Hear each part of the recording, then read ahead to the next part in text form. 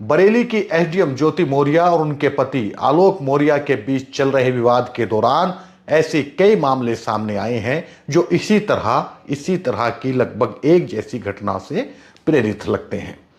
दरअसल ज्योति मौर्य पर आरोप है कि उनके पति जो सफाई कर्मचारी हैं, उन्होंने उन्हें मेहनत से पढ़ा लिखा कर इस काबिल बनाया कि वो एसडीएम बन सके, और जब वो एसडीएम बन गई उसके बाद उन्होंने आलोक मौर्य से किनारा कर लिया और किसी और शख्स के साथ वो रिलेशन में रहने लगी।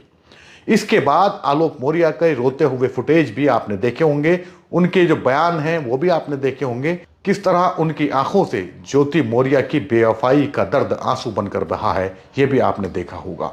लेकिन इस घटना के कई दुष्प्रभाव भी पड़े हैं। कई जगह ऐसा हुआ है जहां पर कई पतियों ने अपनी पत्नियों की पढ़ाई को सिर्फ इस वजह से रोक दिया क्योंकि उन्हें यह खतरा था कि कल को अगर ये कुछ काबिल हो जाएंगी, कहीं पर अगर इनकी सरकारी नौकरी लग जाएगी या किसी बड़े विभाग में ये अफसर बनकर तैनात हो जाएंगी, तो हो सकता है उन्हें भी बेवफाई का सामना करना पड़े, हो सकता है वो भी इनका साथ छोड़कर चली जाएं। ज्योति मौर्य के इस प्रकरण को आधार बनाकर कई पतियों ने अपनी पत्नियों की पढ़ाई को रुकवा दिया। लेकिन इसके साथ साथ इस तरह के और भी मामले सामने आ रहे हैं। एक पति ने आरोप लगाया है कि उसने अपनी पत्नी को पढ़ा लिखा कर इस काबिल बनाया कि वो नौकरी कर सके, लेकिन जब उसकी सरकारी नौकरी लग गई तो उसने उससे किनारा कर लिया, यानी कि पत्नी ने यहाँ भी पति के साथ में बेवफाई की। क्या नाम है आपका? सुशील मिश्रा। कहाँ से आए हुए हैं आप? हम जिला रीवा मध्य प्रदेश से आए हुए हैं। क्या समस्या है आपकी? समस्या ये है सर कि हमारी 2013 में शादी हुई थी।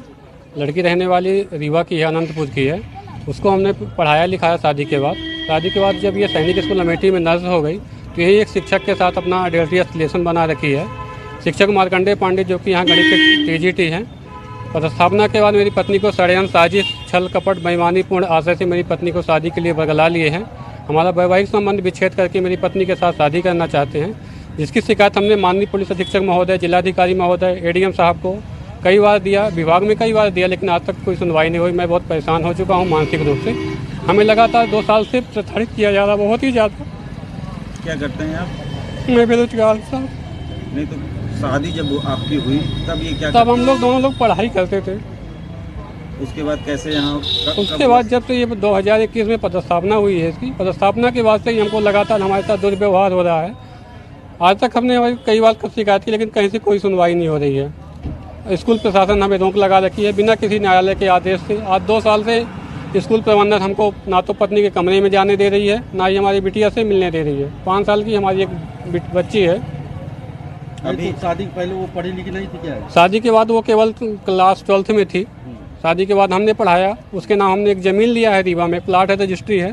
5 साल की एक बिटिया है हमारी। घर के सभी गहने ज्वेलरी एवं जगह ज़मीन की जो भी कागजात थे, रजिस्ट्री थे, वो सब उठा लाई है। और इसी तरह का एक और मामला आया है कानपुर से। कानपुर में भी ज्योति मौर्य और आलोक मौर्य केस की तर्ज पर एक और मामला सामने आया है। इसी तरह कानपुर में भी एक पति ने आरोप लगाया है कि उसने अपनी पत्नी को पढ़ा लिखा कर नर्स बनाया, लेकिन जब वो नर्स बन गई उसके बाद उसने उससे किनारा कर लिया और उसे उसकी बेवफाई का सामना करना पड़ रहा है। अमेठी में भी एक पति ने यह इल्जाम लगाया है कि उसने अपनी पत्नी को पढ़ा लिखा कर इस काबिल बनाया कि वो अपने पैरों पर खड़ी हो सके, और जब वह नर्स बन गई तो उसकी पत्नी ने उससे बेवफाई करना शुरू कर दी और उससे अलग रहना शुरू कर दिया। पति का इल्जाम है कि उसकी पत्नी अब उसके साथ रहना नहीं चाहती, वह नौकरी लगने के बाद किसी और के साथ रहना चाहती है।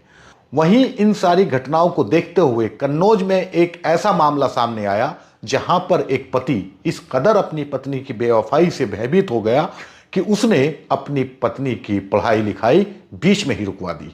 उसकी पत्नी बीएड कर रही थी, जिसने पढ़ाई रुक जाने के बाद मंत्री असीम अरुण से इंसाफ की गुहार लगाई है। ये जो मामले सामने आए हैं, ये ज्योति मौर्य और आलोक मौर्य के प्रकरण के बाद ही सामने आए हैं। उससे पहले इनका कहीं कोई अता पता नहीं था, लेकिन जैसे ही ज्योति मौर्य और आलोक मौर्य की एक दूसरे पर बेवफाई की कहानी सामने आई, उसके बाद से इस तरह की घटनाएं सामने आने लगी। कई मामले ऐसे भी हुए हैं जहां पर पति ने कुछ बनने के बाद में अपनी पत्नी से किनारा कर लिया और किसी दूसरी युवती से शादी करके उसके साथ घर बसा लिया। लेकिन जो चर्चा है, चर्चा सिर्फ ज्योति मौर्य और आलोक मौर्य की ही हो रही है। बार बार अखबारों की हेडलाइन घूम फिर कर जब भी ऐसा कोई मामला सामने आता है, ज्योति मौर्य और आलोक मौर्य प्रकरण पर जाकर के रुक जाती है। वहीं से उनकी खबर शुरू होती है कि फला जगह ज्योति मौर्य जैसा प्रकरण सामने आया या फला जगह आलोक मौर्य और ज्योति मौर्य जैसा प्रकरण सामने आया। जबकि यह ऐसा अक्सर देखा गया है कि कुछ लोग ऐसे होते हैं जो कुछ बनने के बाद में उन जड़ों से हट जाती हैं, जिन जड़ों की बदौलत वो खड़े होते हैं। कहते हैं कि इंसान को अपनी जड़ों से नहीं हटना चाहिए, लेकिन कुछ लोग ऐसे होते हैं जो कुछ बनने के बाद में अपनी उन जड़ों से हट जाते हैं, जिनकी बदौलत वो कुछ बन पाए थे।